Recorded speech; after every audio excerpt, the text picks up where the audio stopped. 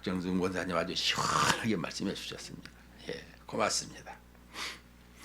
우리가 예배를 드리는데요, 항상 우리가 예배를 드린다 생각하지만 하나님이 원하시는 게 뭐냐? 성경을 보더라도 하나님은 에덴 동산에서 예배하시고 우리 인간들을 이렇게 성막을 지으라고 말씀하시고 또 다윗과 솔로몬을 통해서 이렇게 성전을 지게 하시고 예수님께서 성전 정화를, 성전 청소를 하신 것을 볼 수가 있어요.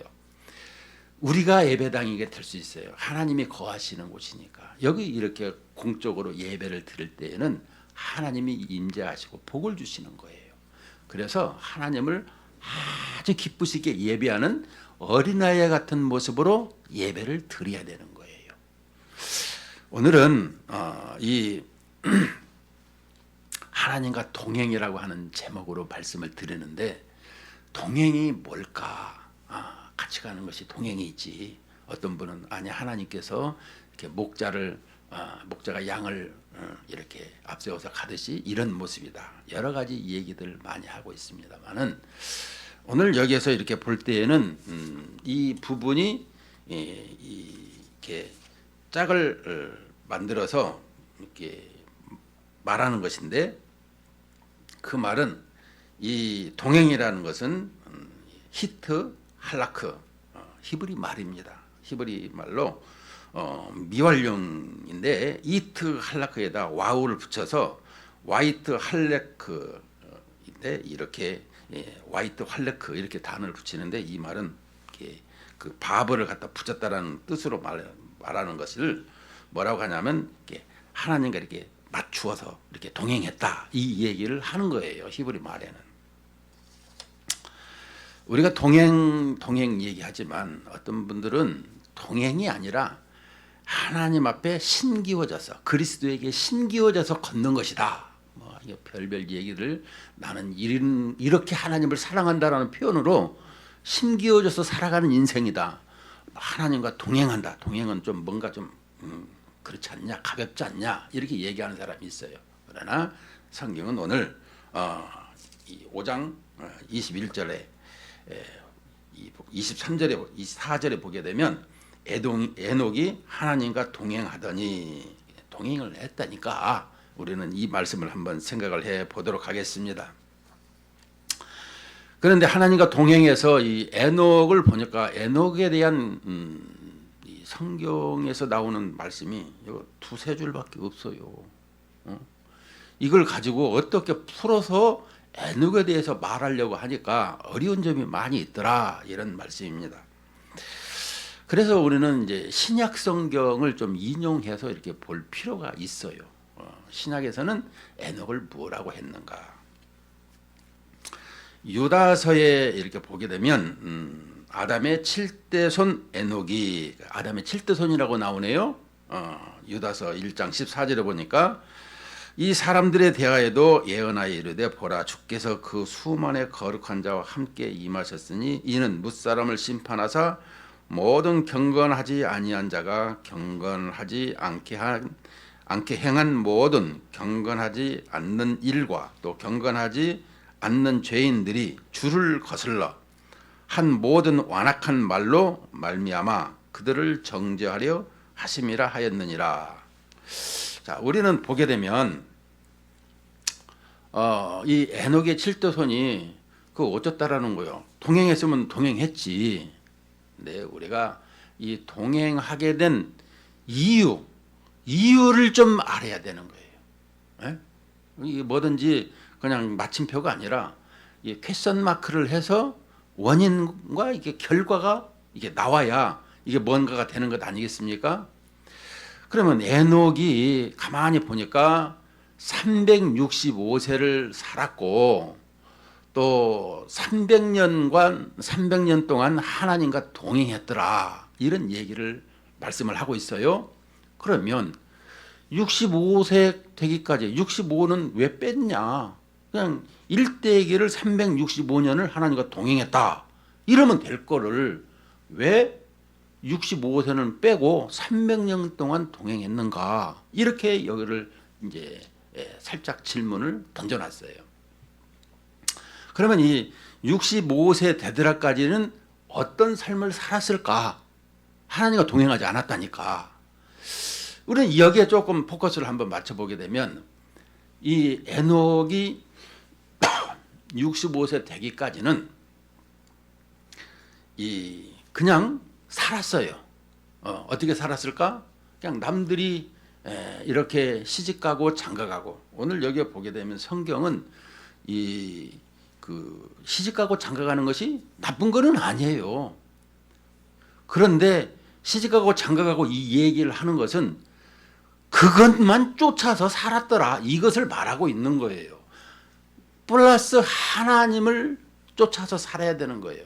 하나님과 함께 하면서 하나님이 주시는 것으로 살아야 되는데, 하나님이 계시지 않고 그냥 세상에 주는 돈으로 또 즐거움으로 또 그 많은 사람과의 이런 모습을 가지면서 자랑 삼아서 이런 것을 가지고 살았더라는 거죠.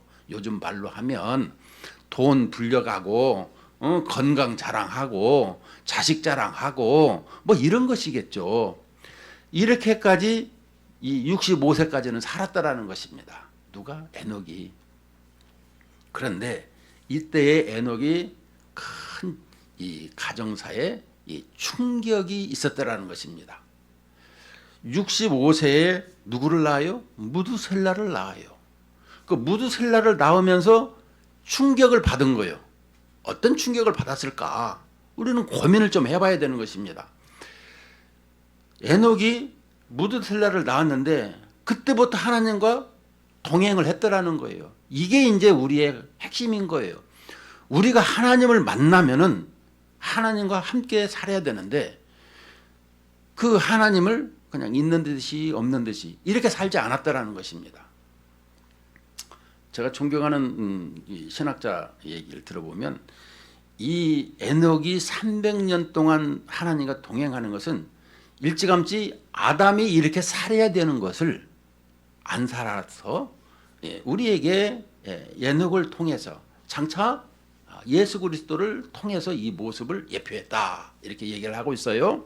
자, 그렇더라면 오늘 우리에게 이 에녹은 이름이 뜻이 뭐였느냐라고 하게 되면 그는 이 하나크, 한옥, 이 히브리 말입니다. 에녹이라는 뜻이 한옥이라는 뜻인데 이 하나크에서 나왔다 그래요. 근데 훈련하다, 봉헌하다, 봉헌된 자, 이게 봉헌자 이렇게 썼어요. 그러니까 훈련이라는 것은 뭐겠습니까? 이게 가르치는 티칭 이런 모습을 설명해주고 있어요. 그러니까 에녹이라는 이름을 지었을 때에는 그가 어디에 가서든지 가르치고 그리고 봉헌하는 이런 삶을 살아야 되는 삶을 가지고 태어났다라는 거예요.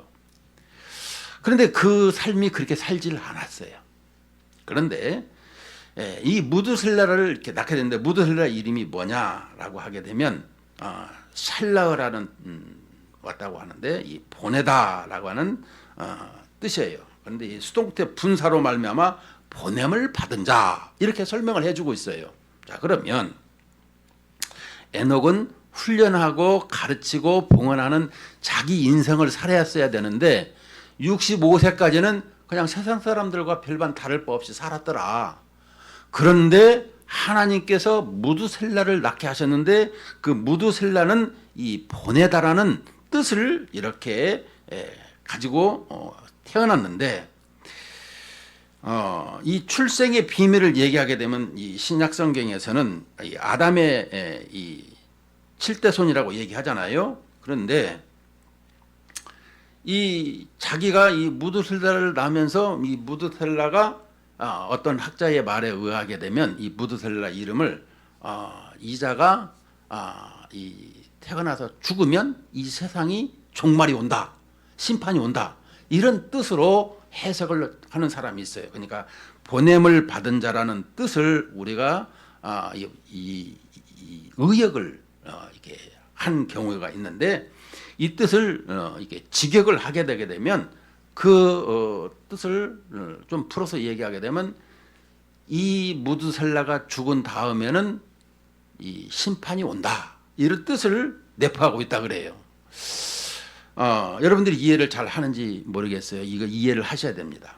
근데 문제는 우리에게 이 무드셀라가 죽은 후에 심판이 왔다라는 사실을 기억을 하면 돼요. 왜냐? 성경에서 증명하고 있으니까 이것을 얘기하는 거예요. 자, 그러면 우리가 이 무드셀라가 태어나고 그의 삶은 하나님과 동행하는 삶을 살았더라.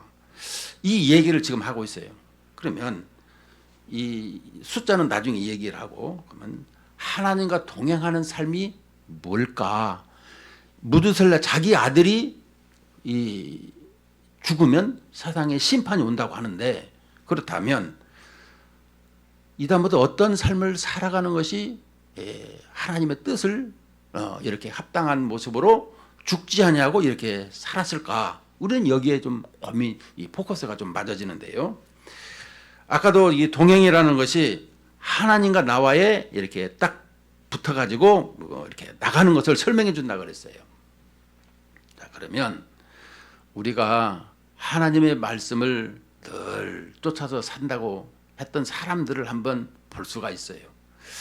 다윗을 얘기하게 되게 되면 다윗이 어디를 가든지 이기게 하셨다라고 할 때가 있어요. 다윗도 하나님 마음에 합한 자, 모세도 하나님 마음에 합한 자. 우리는 성경에서 이렇게 합하다라는 얘기를 많이 듣는데, 아니 그 사람들 보면 하나님 앞에 대적하고 하나님 말씀대로 안 듣고 이렇게 갔던 사람인데, 심지어 아브라함도 하나님 말씀에 순종했다고 하지만 마누라를 갖다 이렇게 자기 살려고 여동생이라고 얘기하고, 이런 모습을 보면서 우리 인간은 그럴지라도 하나님께서 이렇게 합한 자 어디 가든지 이기게 하는 이런 모습을 말씀하는 것을 보게 되면 그의 인생은 어떤 삶을 살았을까, 이 말을 할 때 보면 다윗은 어디를 갈 때마다 이 전성기 때를 보게 되면 하나님 앞에 꼭 기도하고 행했던 것을 볼 수 있어요. 기도라는 게 뭐예요? 하나님의 뜻이 무엇인지를 갈까요 말까요, 할까요 말까요, 가든지 하든지 이런 부분을 늘 하나님 앞에 기도했다라는 것이죠. 그러면 우리는 그렇게 기도하게 되면 기도하고 탁 일어나 그냥 가버리는데, 여러분 기도하고 묵상하면서 그 하나님의 음성을 들어보려고 했습니까? 많이? 예, 그랬을 것입니다. 그런데 아니 뭐 밋밋하니까 그렇지 않습니다. 하나님께 기도하고 나면 하나님께서 내게 주시는 음성이 있어요. 내가 그 음성을 잘 캐치를 못해서 그러는 것입니다. 우리는 뭐 장작이 부러지듯이 뭐 와지끈 소리가 나면 하나님의 응답이다 이런 생각을 가지는데, 여러분 응답하지 않는 것도 하나님의 응답이라는 것을 여러분 들어보신 적 있죠? 하나님이 이렇게 하라는, 그러니까 내 마음에 내가 생각하고 있는 바를 아주 마음이 이렇게 몽글몽글 올라와서 기쁘게 하는 것이 있고, 어떤 부분에서는 그냥 밋밋한 게 있더라는 것입니다. 그런 것이 이렇게 올라올 때는 하나님의 응답하는 것으로 이해할 수가 있죠, 우리가. 왜냐하면 성경에서 그렇게 기도했던 사람들을 찾아보니까. 그런데 다윗도 이렇게 기도하면서 하나님 앞에 했더니 어디를 가든지 이기게 하셨더라. 이 말씀은 우리가 하나님 앞에 물어보고 하나님 앞에 의논하고 하나님의 뜻이 무엇인지 이것을 쫓아서 살았다라는 거예요. 매일매일의 삶이, 기도하는 삶이 뭐예요? 기도한다, 하나님을 어쩌고 저쩌고 이걸로 끝나는 것이 아니라 하나님께서 오늘 또 나에 대한 계획, 나에 대한 뜻, 나에 대한 그 하나님의 사랑을 물어보고, 내가 오늘은 내 일정은 이런 생각을 가지고 있습니다. 어떻게 할까요? 하나님의 뜻을 쫓아서 우리는 살아야 될 그런 것을 말씀해 주고 있어요. 그렇다고 우리는 날마다 하나님의 응답 받는다고 이렇게만 있으면 안 되고요. 매일매일 말씀 속에서 나에게 성령의 음성을 듣는 이런 모습을 가지는 삶을 얘기하고 있는 거예요. 우리는 이처럼 각 사람에게 하나님께서 그 계획하시고 목표하시는 것이 있어요. 우리 신앙생활에서 하나님께서 계획하신 것이 뭐냐? 계획하신 것은 그 사람이 눈을 감았는데 눈을 떴어. 오늘 또 눈을 떴어. 그럼 오늘 또 할 일이 있어서 하나님께서 눈을 뜨게 하셨다라는 거예요. 이 세상에서 사명의 끝 하면 눈 감고 그냥 데려가 버리시는데, 눈을 떴으면 오늘 또 나가 뭔 일이든지 하나님의 영광을 위해서 해야 될 일이 있구나, 이걸 기억하고 살아가는 거예요. 그런데 그냥 그 하나님이 없이 살아간다면 그것은 잘못된 인생이더라. 그래서 시집가고 장가고 먹고 즐긴다, 이것을 그냥 일상에 표현을 해주고 있는 것을 말하고 있더라는 것입니다. 우리는 하나님이 계획하신 그 뜻이 있고 목표하신 그 삶의 방식이 있더라, 이것을 설명을 하고 있습니다. 에녹을 통해서, 무드셀라를 통해서 하나님이 계획하신 것을 이루어 가시는 것을 보면 그렇습니다. 우리는 보게 되면 아담은 이렇게 무엇을 하든지 하나님 앞에 물어보는 거다. 선악과를 먹을 때에도 따먹을 때에도 먹지 말라고 했는데 물어보지도 않고 기도하지도 않고 그냥 누구 말을 들으니까 그냥 너무 현혹이 돼가지고 그냥 보암직도 하고 먹음직도 하고 그리고 범죄를 하잖아요. 우리가 무엇을 하든지 하나님 앞에 이렇게 기도하는 인생, 하나님 앞에 이렇게 질문하고 의논하는 그런 모습을 가질 수 있어야 된다라는 거예요. 뭐 필요한 것만 하면 되지. 아니요. 우리는 무엇을 하든지 하나님의 이 뜻을 쫓아서 살아야 된, 구조적으로 그렇게 만들어졌고 그렇게 살아야 되게 돼 있더라, 이것을 설명해 주고 있습니다. 우리는 아브라함의 순종과 다윗의 기도하는 삶, 특별히 예수님께서 기도하실 때 우리는 뭐라고 했어요? 빌립보서 2장 5절에서 11절 말씀 속에 예수님은 죽기까지 복종하셨다, 이렇게 설명하고 있지만 예수님은 일거수일투족을 하나님 아버지 앞에 기도하면서 살았어요. 심지어 죽기 전 이렇게 십자가를 놓고도 기도할 때에도 내 뜻대로 마시고 아버지의 뜻대로 하옵소서, 이렇게 자기의 모든 것을 드린 것을 우리가 그 주님의 삶의 방식을 쫓아서 살아가게 하신 거예요. 우리를 모델이잖아요. 모델. 육신으로 이 땅에 오셔서, 하나님께서 이 땅에 오셔서, 어떤 사람은 그럴 거예요. 아니, 뭐 하나님이시니까. 아니요. 하나님이시지만 사람의 몸을 입고 이 땅에 오셨어요. 그래서 죽기까지 우리와 똑같이 우리 인생의 아픔과 우리의 모든 삶의 희노애락을 다 체휼하시면서 아버지의 뜻을 쫓아서 살았다라는 것을 말씀해 주고 있는 거예요. 우리가 이것을 기억을 해야 돼요. 아버지의 뜻을 그대로, 우리 타락한 인생은 못하니까 예수 그리스도께서 그걸 그대로 한 것이 아니겠습니까? 우리가 예수 그리스도의, 그러니까 성경에서는요, 이렇게 아담에게, 그러니까 그 하나님께서 모세를 통해서 모세오경을 기록하게 하시고 낭독하게 하시고 또 그들을 일으켜서 하나님의 뜻이라는 것을 분명하게 가르치라고 했던 것을 보면은, 이렇게 하나님의 뜻에 순종하고 살게끔 구조적으로 만들어졌지만 불순종한 인생에게 하나님의 그 사랑과 자비하심으로 말미암아 우리를 다시 회복하고 하나님 나라 백성으로 삼으시려고 예수 그리스도를 보내주셨다, 이것을 우리에게 설명하시잖아요. 그러면 이 땅에 오신 예수님을 우리는 어떻게 맞이했는가? 그리고 지금 2000년 전에 오셔서 지금까지 살아온 과정을 보면서 과연 우리는 그런 예수 그리스도, 하나님의 보내신 메시아를, 또 우리의 구세주를, 우리의 만왕의 왕이신 예수님을 우리는 어떻게 지금도 맞이하고 살아가고 있느냐?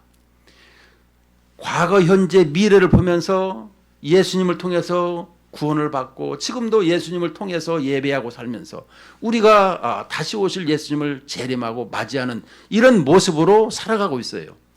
구약의 사람들도 예수님을 맞이하려고 그렇게 갈망하면서 살았고, 신약의 백성들은 다시 오실 예수님을 맞이하면서 이렇게 맞이하고 살아요.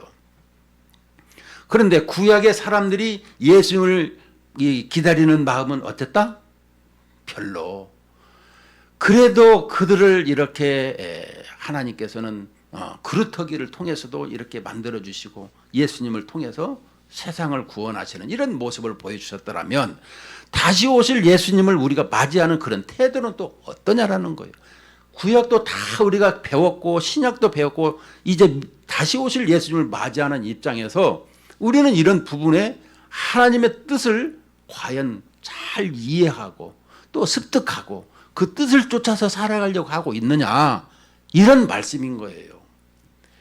근데 에녹은 이렇게 하나님의 뜻을 가지고 살았지만은 그냥 별반 이렇게 살았다가 별반 다른 사람들과 이렇게 다름없이 살다가 하나님께서 네 아들이 죽을 때에 세상에 심판한다고 하니까 이게 큰 충격을 받고 하나님의 뜻대로 살았다라는 거예요.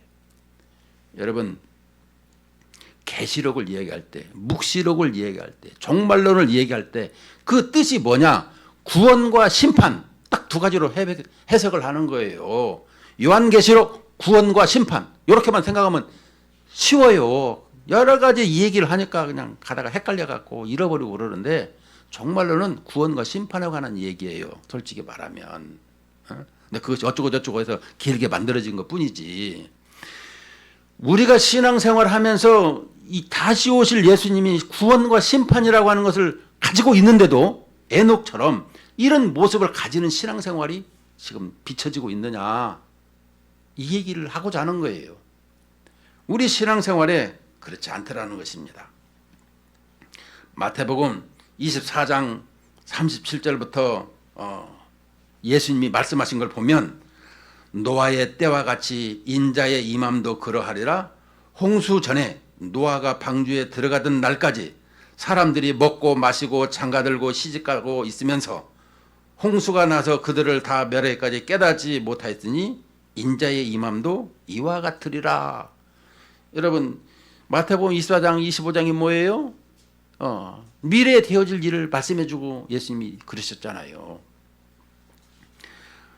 우리는 그 시대의 사람들이 어떻더라라고 지금 예수님이 말씀해주고 있어요.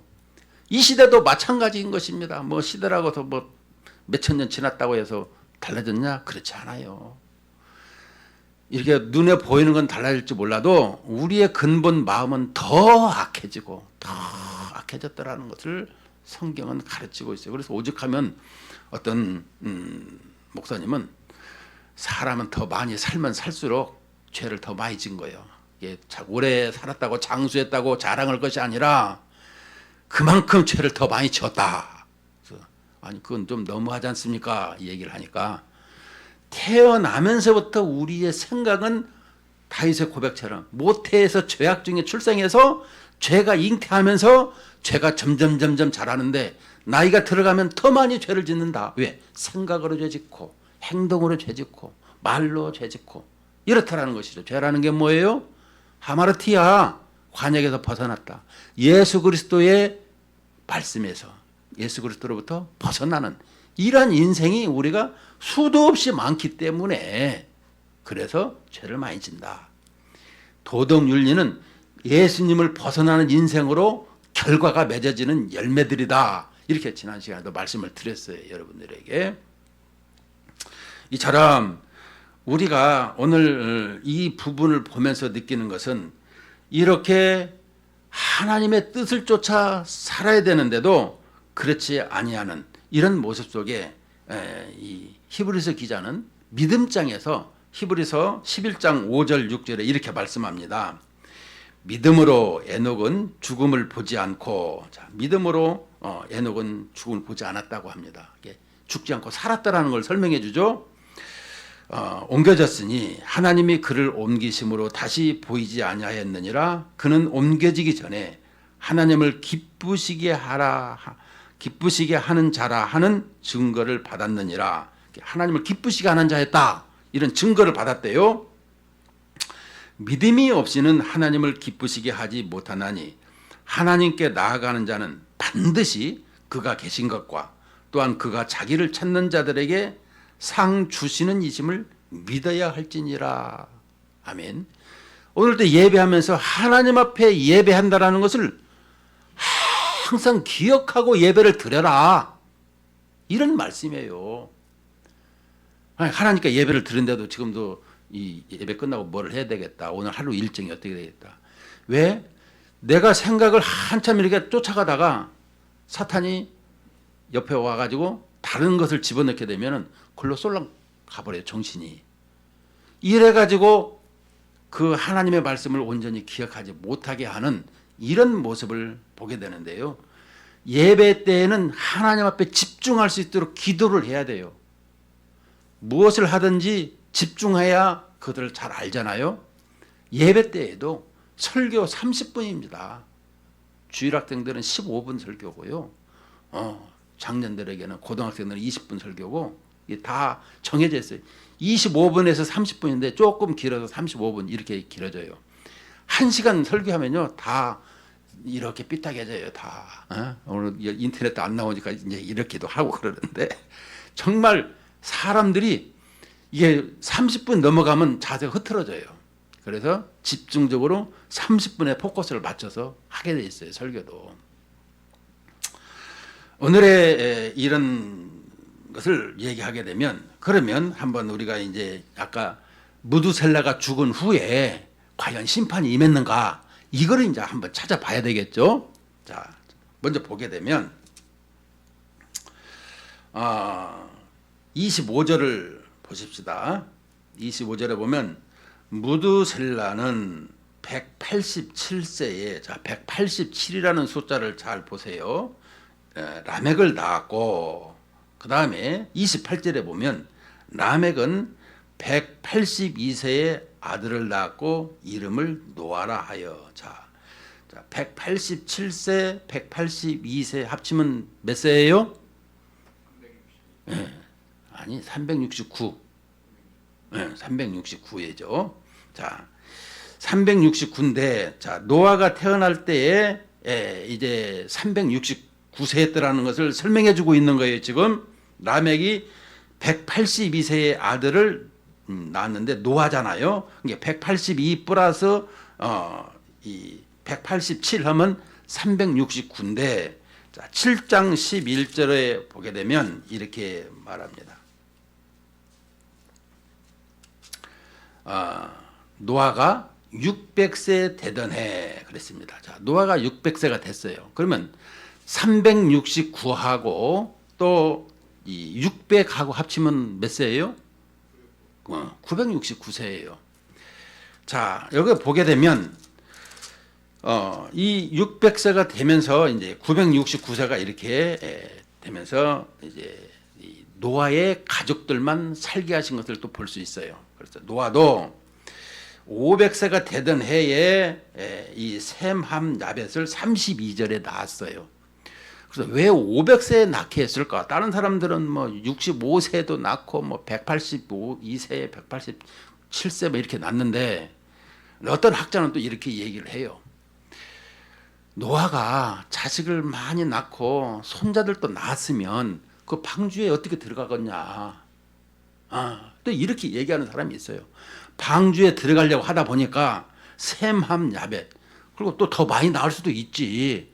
근데 이 세 사람이 이렇게 들어가는 모습. 그래서 이 노아의 부부들 8명이 들어가지 않습니까? 별 추측을 다 하고 하는 신학자들을 많이 보게 됐는데 어쨌든 간에 이 셈함 야벳과 그 노아의 부부와 8식구가 이렇게 들어가게 된 것을 볼 수가 있습니다. 그래서 이 보게 되면 이 배에 들어가기까지 우리가 그 노아가 600세 되던 해에 심판이 이제 물로 심판이 임하는 걸 볼 수 있죠. 그러면 앞으로 이제 심판이 있으면 우리가 추측을 하는데 그러면 앞으로 되어질 심판은 물이 아니고 뭘로 할까? 성경은 베드로후서 3장에 보면 불심판이 임한다 이렇게 가르치고 있어요. 불로. 성경의 가르침이니까 하나님의 말씀이니까 우리는 어떻게 해야 돼요? 믿어야죠. 믿어야 되는 거예요. 우리 삶의 기준이 뭐예요? 성경. 우리의 표준 생활이 뭐예요? 성경. 우리의 삶의 잣대가 뭐예요? 성경. 왜? 하나님께서 주셨고 하나님의 뜻대로 살아가도록 나를 만드셨고 나는 하나님의 뜻을 쫓아 살아가야 될 운명이라는 거. 하나님이 없으면 시체 죽었더라. 이걸 설명할 수 있어야 되는 거예요. 항상. 그래서 하나님을 전폭적으로, 그냥 하나님 없는 인생은 그건 인생이라고 할 수가 없는 거예요. 예, 저는 그렇게 생각을 해요. 그러면 오늘 이렇게 노아를 통해서 에녹을 통해서 그러면 하시고자 하는 하나님과 동행했다라는 것과 우리의 삶이 그러면 어떠한 삶을 살아야 될 건가, 이 본문 속에서 가르쳐 준 것이 뭐냐. 하나님과 동행하는 삶이 되어야 된다는 걸 먼저 설명해 줬죠. 우리 삶이 결론적으로 얘기하게 되면 내가 하나님의 뜻을, 하나님의 계획을 어떻게 알고 하는가, 성경은 얘기하고 있습니다. 예배하는 것, 또 하나님의 뜻이 무엇인지, 또 선교하고 전도하고 또 사랑하고 또 이렇게 헌신하는 그런 모든 것을 성경은 가르치고 있어요. 성경에 기록된 성경은 항상 이 군대식으로 만들어졌다라는 것, 오직 이 예만 있다라는 것. 그래서 사도 바울은 고린도후서에서 하나님은 오직 예만 있다. 이 창세기 2장 1절에 천천하 만물을 하나님께서 지으셨다. 만물이 만물이 아니라 군대. 그러니까 이 만물이라고 군대라는 것은 이게 피조물 모든 것이 이렇게 체계적으로 만들어졌다. 이걸 가르치고 있는 거예요. 그리고 그 군대식이라고 한다는, 군대라는 것은 상명하복으로 하나님이 말씀하시면 그대로 따르는 것밖에 없는 거라. 이것을 성경은 강조하고 있고 가르치고 있는 거예요. 그래서 우리의 삶은 하나님의 말씀을 순복하고 순종하는 일이 우리의 삶인 거예요. 불순종, 그 하나님의 심판이고 죽음인 거예요. 아니면 매를 작신나게 맞는 거예요. 그냥. 이것을 우리는 성경에서 가르치고 있다는 걸 말할 수 있어요. 자, 결론적으로 우리에게 하나님께서 말씀하시고자 하는 것은 오늘도 보니까 하나님의 기도하는 것, 하나님 앞에 의논하는 것, 하나님의 뜻을 쫓아 사는 것이다. 이것을 가르치고 있어요. 그렇다면 과연 우리가 이런 삶을 살고 있는가? 못하고 있다면 회개를 해야 되는 것이라는 거죠. 우리가 회개를 해야 되죠.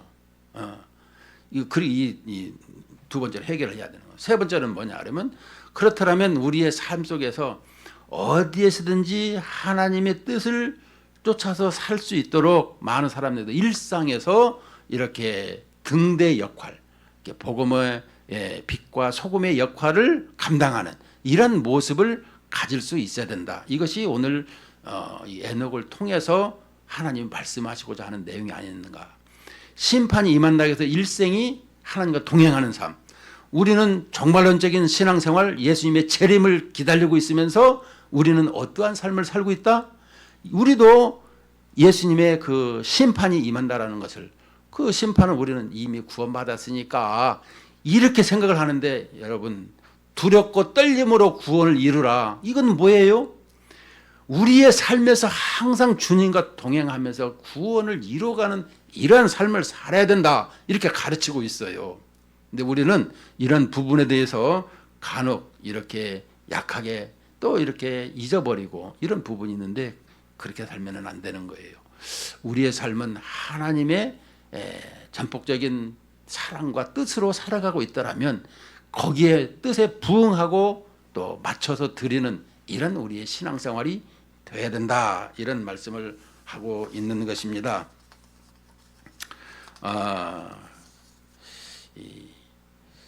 우리의 삶이 결론적으로 오늘도 우리 반석장로교에서 이렇게 나 혼자만 예배드리는 것이 아니라 어디를 가든지 시대를 깨우고 또 시대를 일으키고 또 많은 사람을 이렇게 알려주는 또 복음의 증인의 이런 모습을 살아야 된다라는 것을 강조하고 있습니다. 그러기 위해서는 어떻게 해야 될까요? 항상 말씀으로 깨어있는 말씀의 사람들이 다 되시기를 주님의 이름으로 축원을 드립니다.